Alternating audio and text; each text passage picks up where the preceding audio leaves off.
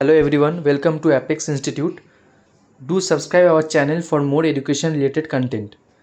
So তোমরা অনেকেই বলছিলে যে WB SLST যে এক্সামটা আছে সানডে 14/9/2025 ইংলিশের যে পোয়েম সেকশনটা আছে 20খানা পোয়েমস আছে, 20টা পোয়েমস আছে আমাদের সিলেবাসে।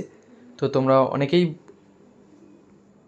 বলছিলে আমাকে to make a video covering all this poems in one place, যাতে তোমাদের রিভিশন করতে এক্সাম মোমেন্টের সময় তো আর বিভিন্ন ওয়েবসাইটসে গিয়ে খোঁজার কোনো দরকার নেই।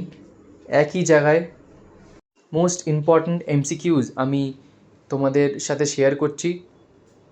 সব পোয়েমস এখানে আমি কভার করেছি, টোটাল 20টা পোয়েমস তোমরা পাবে, প্লাস আমি 3খানা মক টেস্ট PDF তোমাদের লিঙ্ক আমি দিয়ে দেবো আমার গ্রুপের। সেখানে তোমরা পোয়েমসের জন্যেই জাস্ট এই আজ আর কালকের মধ্যেই 60 করে কোয়েশ্চেন্স 3খানা মক টেস্ট তোমরা পাবে ফ্রিতে অ্যাট নো কস্ট। আমি তোমাদের লিঙ্ক কমেন্ট সেকশানে দিয়ে দেবো, আর এই পুরো ভিডিওটা দেখো, তোমাদের রিভিশনে খুব হেল্প হবে। Thank you. What is the tone of the poem Loving in Truth by Philip Sidney? Hopeful and confident. What is the main subject of Sidney's Loving in Truth? The poet struggled to express his love through poetry. What literary device is prominent in the lines but words came halting forth, wanting inventions stay? Personification. What does Sidney mean by saying studying inventions find her wits to entertain? He tries to impress the woman by learning how to write poetry. What does the phrase look in thy heart and write suggest? True inspiration comes from genuine personal feeling. How does Sidney view the relationship between love and poetry in this sonnet? Poetry enhances and expresses true love. What tone dominates the poem? Reflective and earnest. What is the poem's main theme? Pain and suffering in love. How does the speaker describe his love? As torment and sickness. What metaphor is used for love? A sickness. What does the speaker say about expressing love? It is difficult and painful. What is the tone of the poem? Bitter and sorrowful. What literary form is used? Petrarch and sonnet. Edmund Spenser, One Day I Wrote Her Name.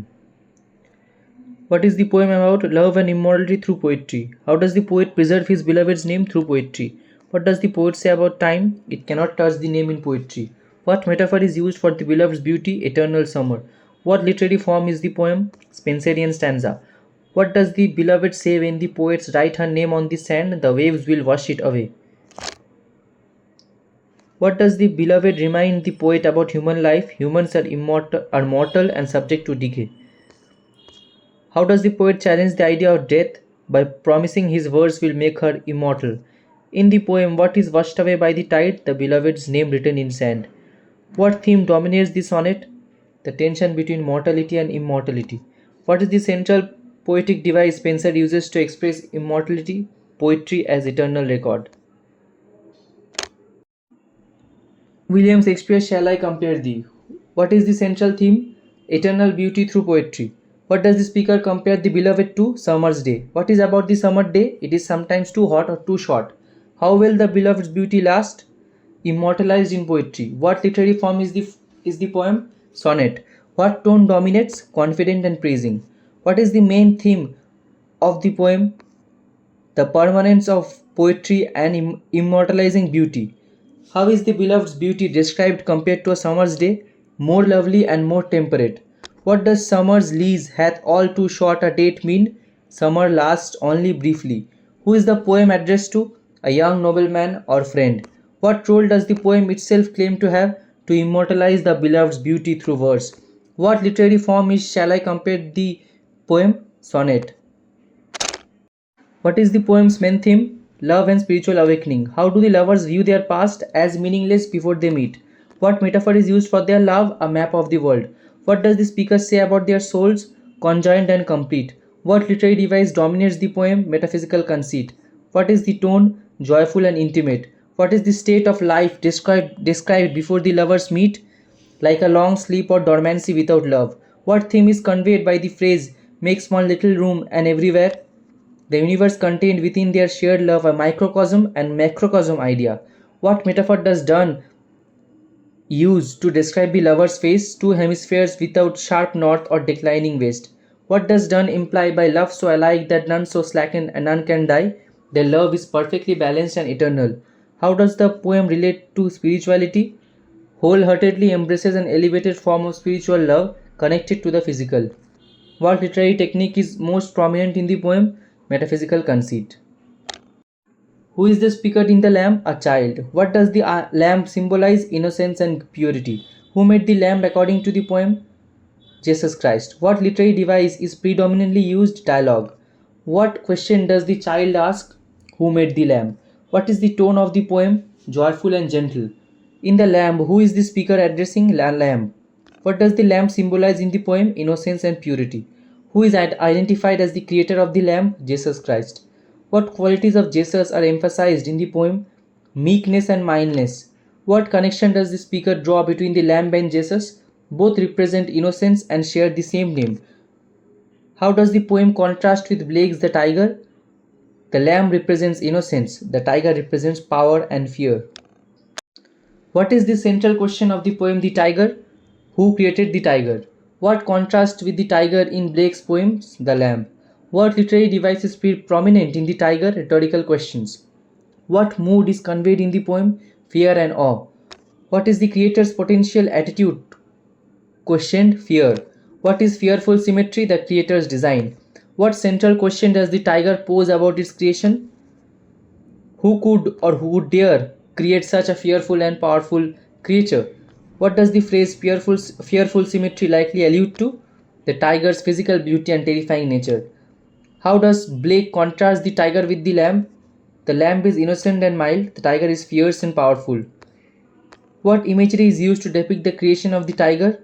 A blacksmith forging with fire and iron. What is implied by the question, did he who made the lamb made thee? A God created both innocence and evil. What does the word change from could to dare in the final line suggest? The act of creation requires courage as well as skill. Where is the poem set? The poem is set in Tintern Abbey. What is the central theme? Nature's restorative power. Who accompanies Wordsworth? His sister Dorothy. What mood dominates the poem? Joy and reverence. How does Wordsworth relate nature to the mind as a teacher and healer? What change does Wordsworth note about himself? He has become less sensitive to nature. No, he appreciates nature more deeply than before. How many years have passed since Wordsworth last visited Tintern Abbey? 5 years. What natural feature does the poet mention hearing on his way to Tintern Abbey? The murmuring sound of the river Wye. What does Wordsworth say nature has done for him during his absence? Given him strength and sweet sensations in hours of weariness. Wordsworth addresses which family member in the poem? His sister Dorothy. What theme is strongly expressed through the poet's memories of the natural scene? Harmony and spiritual renewal through communion with nature. How does Wordsworth describe his change in perspective over the years about nature? From youthful physical pleasure to a deeper spiritual awareness. What does the skylark symbolize? Pure spiritual joy and transcendence. What type of poem is to a skylark? Ode. How does Shelley describe the skylark song? A flood of unpremeditated art. What mood contrasts with skylark's happiness? Human sorrow and struggle. What does Shelley want to learn from the skylark? Its secret of joy. What is the skylark compared to a star of heaven? What does the skylark symbolize in the poem? Pure joy and spiritual transcendence. How does Shelley describe the skylark song? A spontaneous flood of unpremeditated art. What is the poet's ultimate request from the skylark? To teach him the secret of its joy. How does the skylark differ from humans according to Shelley? It experiences pure, unclouded joy. What mood dominates the poem? Joyful and celebratory. To what celestial object is the skylark compared? A star of heaven. To whom is the poem addressed? The west wind.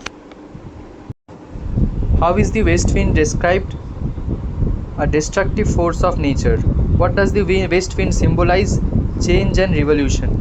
What mood dominates the poem? Exaltation and urgency. What does Shelley wish the west wind to carry? His thoughts and words. What literary form is the poem? Ode. Why is the west wind called both destroyer and preserver? It destroys old leaves and preserves seeds beneath the soil. In the second stanza of Ode to the West Wind, what is compared to the loose clouds driven by the west wind? The branches of the sea and sky. The poet's plea, "Oh, lift me as a wave, a leaf, a cloud," expresses desire to be carried and empowered by the wind's energy. What thorns of life does the poet mention? Life's trials and disappointments. What does "if winter comes, can spring be far behind" symbolize? An inevitable cycle of death and rebirth. What role does Shelley assign to the west wind in society? A symbol to inspire revolution and renewal. How many stanzas does the poem have? 3. What season is described? Autumn. What is the poem's mood? Peaceful and reflective. What does the mellow fruitfulness refer to? Harvest and ripeness. What does the bleating of the lambs symbolize? Peaceful rural life. What does the poem celebrate overall? The beauty of the changing season. How does Keats personify autumn in the poem? As a close friend of the sun who conspires to bring harvest. Which image in the poem suggests the fullness and ultimate exhaustion of the season? The very bees collecting nectar. What musical imagery is prominent in the last stanza? The song of gnats, lambs, crickets, and robins, creating a wailful choir. What mood does the poem imagery convey? Peaceful yet bittersweet. Awareness of mortality and change. How does the poem reflect the cycle of life? By linking maturity, decline, and eventual renewal through nature. What does the soft dying day metaphor indicate? The end of the day and the year, suggesting the approach of death. What does the nightingale symbolize? Eternal beauty and immortality. What mood dominates the poem? Melancholy and contemplation. What mythological figure is mentioned? Dryad. What does Keats wish for in the poem's beginning? Wine. Draught of vintage wine. What is the speaker's feeling towards death? Release from struggles. What contrasts with the nightingale's immortality? The speaker's mortality and suffering. What does the nightingale primarily symbolize in the poem? Eternal beauty and immortal poetic inspiration. What does the poet mean by a drowsy numbness pain? The overwhelming pleasure mingled with pain like a narcotic effect. Why does Keats reject joining Bacchus and his parts in the poem? He prefers to achieve transcendence through poetry, not drunkenness. How is death portrayed in the poem? As both a release from suffering and a state that would deprive him of beauty. What does the reference to Lethe symbolize in the poem? Forgetfulness and oblivion after death. Why does the poem end with uncertainty about whether the experience was a vision or a sleep? To highlight the ephemeral and ambiguous nature of poetic inspiration. Who is the speaker in Alfred Lord Tennyson's Ulysses? Ulysses. What best describes the theme? Yearning for adventure. How does Ulysses feel about ruling Ithaca? Restless and bored. Who does Ulysses trust to rule his kingdom? Telemachus. What is Ulysses' closing message? To strive, seek, find, and not to yield. What type of poem is Ulysses?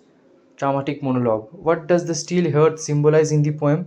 Ulysses' ideal and unfulfilled life. What does the sea symbolize in Ulysses? Adventure, mystery, and freedom. Who is the aged wife mentioned in the poem? Penelope, Ulysses' wife. What is Ulysses' attitude towards his kingdom and subjects? Discontent and dismissive, referring to his subjects as a savage race. What is the significance of the rainy hairs in the poem?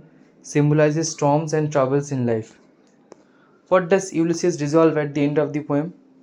To strive, to seek and find, and not yield. Pursue adventure despite of old age. What poetic form is My Last Duchess? Dramatic monologue. Who speaks in the poem? Duke of Ferrara. Who is the Duke addressing? A messenger. What happened to the Duchess? It is implied she was killed. What does the Duke show as a sign of his power? The portrait of the Duchess. What is the Duke's tone regarding the Duchess? Proud and possessive. What does the curtain in front of the Duchess portrait symbolize? The Duke's control over her image and who may see her. What does the spot of joy on the Duchess's cheek metaphorically represent? Her laughter and friendly nature, which the Duke resents as too free. Why does the Duke refers to the Duchess as My Last Duchess? He owns her like a possession. What is symbolized by the statue of Neptune taming a seahorse? The Duke's tyrannical control over his wife. What tone does the Duke's speech mostly convey? Proud, possessive, and sinister. How does Browning use dramatic irony in the poem? The Duke unknowingly reveals his jealousy and possible role in the Duchess's death while speaking. Yeats' The Wild Swans at Cool. Where is the poem set? Cool Park. How many autumns has the speaker watched the swans? 19. What do the swans symbolize? Youth and vitality. What is the poem's dominant emotion? Nostalgia and sadness. What does the poet contrast with Swan's unchanged passion? His own aging. In which season does the poem take place? Autumn. What is symbolized by the dry paths in the poem? The poet's aging and the passage of time. How do the swans contrast with the poem setting? They move gracefully in a still, autumnal and aging environment. What literary technique is suggested by the poem's bell beat of their wings? Alliteration and onomatopoeia evoking funeral bells. What does the speaker fear about the swans? They will fly away and leave him, symbolizing loss and change. What is the significance of the swans number 9 and 50? It underlines the missing swan, symbolizing incompleteness in the poet's life.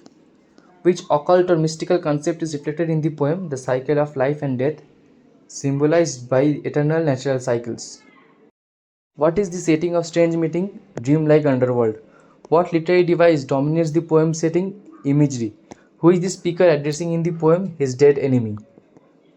What is the central theme of the poem? Futility and horror of war.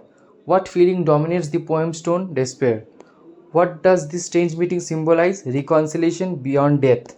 What does the profound dull tunnel symbolize in the poem? The transition between life and death. What does the enemy soldier's gesture of lifting distressful hands as if to bless imply? Forgiveness and recognition of shared suffering. How does Owen use sound devices to convey the poem's mood? Alliteration, consonants, and onomatopoeia to create a haunting atmosphere.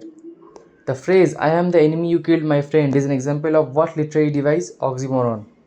Enemy and friend, two opposite ideas are juxtaposed together. That is what we call oxymoron.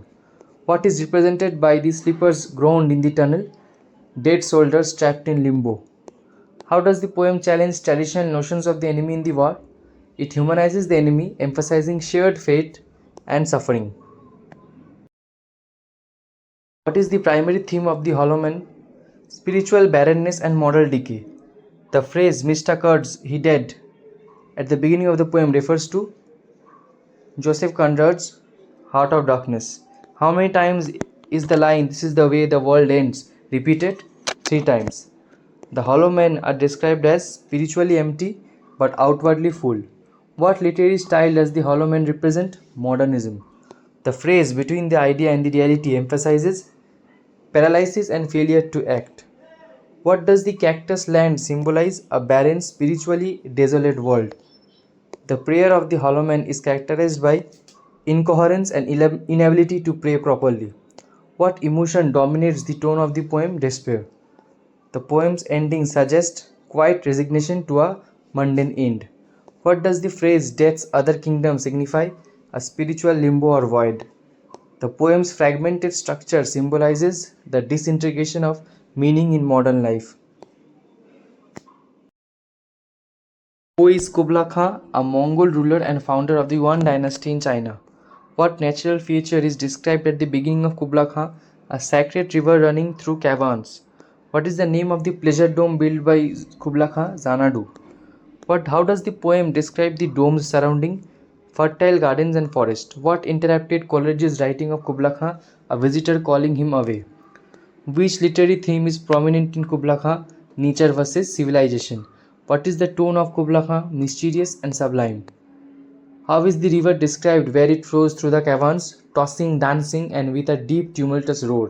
What kind of image dominate Kublai Khan? Exotic, vivid, and supernatural. What genre does Kublai Khan belong to? Romantic poetry. What feeling does Kublai Khan evoke regarding creativity? Joy in imagination's power. Where did Coleridge claim to receive the vision for Kublai Khan? An opium-induced trance. Now I have given 10 questions for your practice. তোমরা এই কোয়েশ্চেনগুলো answer comment বক্সে জানিও, আর অবশ্যই এই কোয়েশ্চেনসগুলো practice করে যেও। এগুলো কিন্তু আসার সম্ভাবনা অনেক বেশি, কারণ এগুলো বিভিন্ন কম্পিটিটিভ এক্সাম থেকে তুলে নেওয়া।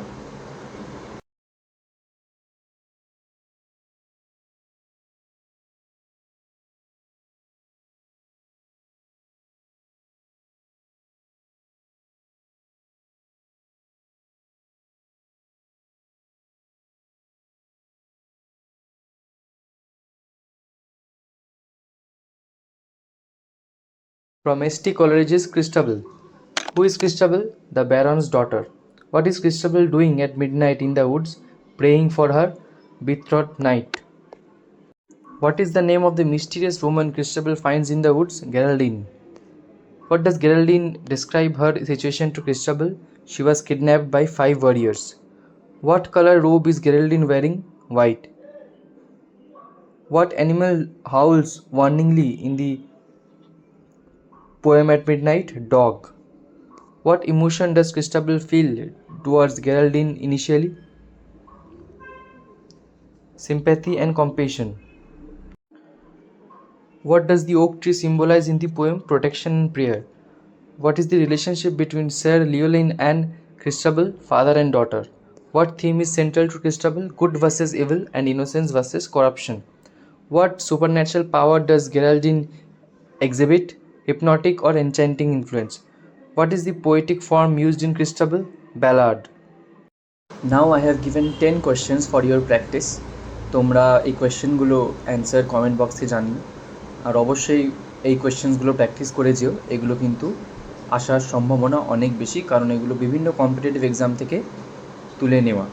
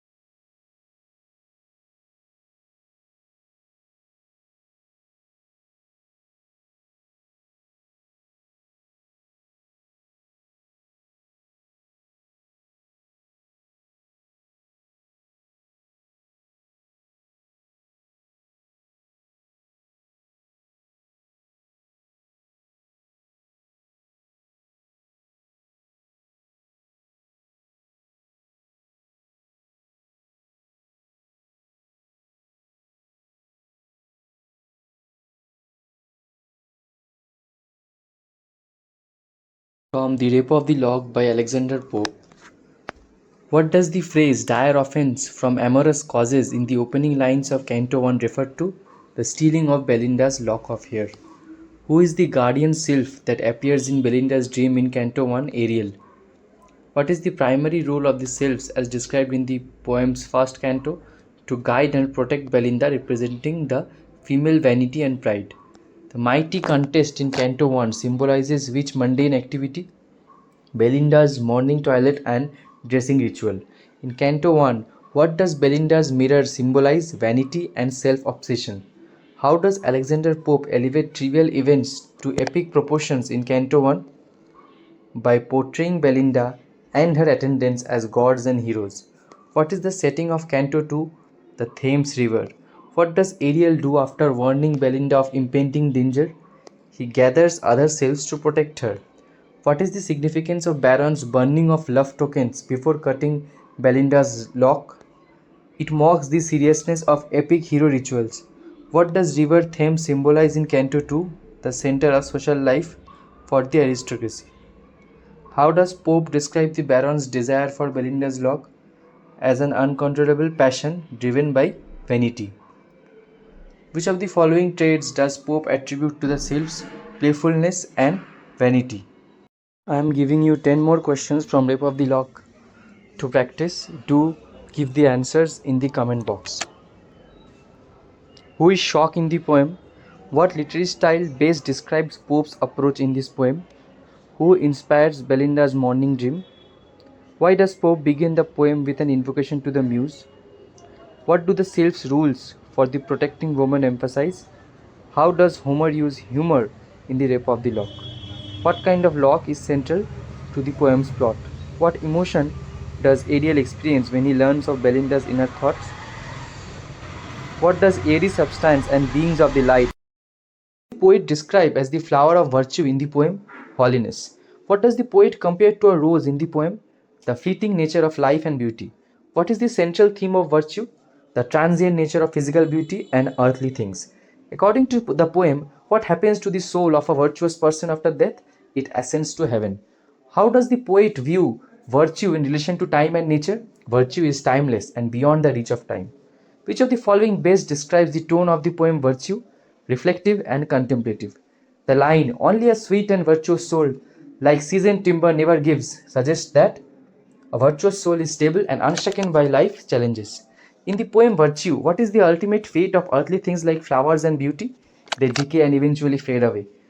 What does the poet imply about virtue in the last stanza of the poem? Virtue, unlike material things, is eternal and unaffected by time. How many quatrains does the poem Virtue consist of? 4. What is the rhyme scheme followed in the poem Virtue? AB, AB. What literary device is most prominently used in Virtue when nature is described with human traits like the dew shall weep? Whenever a human-like quality is given to a non-human entity, it is an example of personification. The phrase like seasoned timber symbolizes strength and endurance. What repeated phrase in the poem emphasizes the inevitability of death? Must die. The poem Virtue contrasts the transience of nature with the endurance of moral goodness. What does the coal symbolize in the final stanza of Virtue? The burning away of material things. Which theme is not central to Herbert's Virtue? Worldly faith. How does Herbert portray the soul in Virtue? As virtuous and eternal. What effect does the repetition of must die have on the tone of the poem? It reinforces melancholy and inevitability. How is the day described in the first line of the poem? Cool. What does the phrase the bridal of the earth and sky symbolize? A marriage of perfect union between earth and sky. In the line, the dew shall weep, thy fall tonight, the word dew is an example of which literary device? Personification. What does weep imply in the phrase the dew shall weep thy fall tonight? To cry or show sorrow. The phrase thy fall in the context of the poem most closely means death or the end. The line suggests that dew will weep at what event? The end of the day. Which theme is highlighted by the personification of dew? Mourning for death and transience. If you need the PDF, do comment. I will give you the group link. Thank you.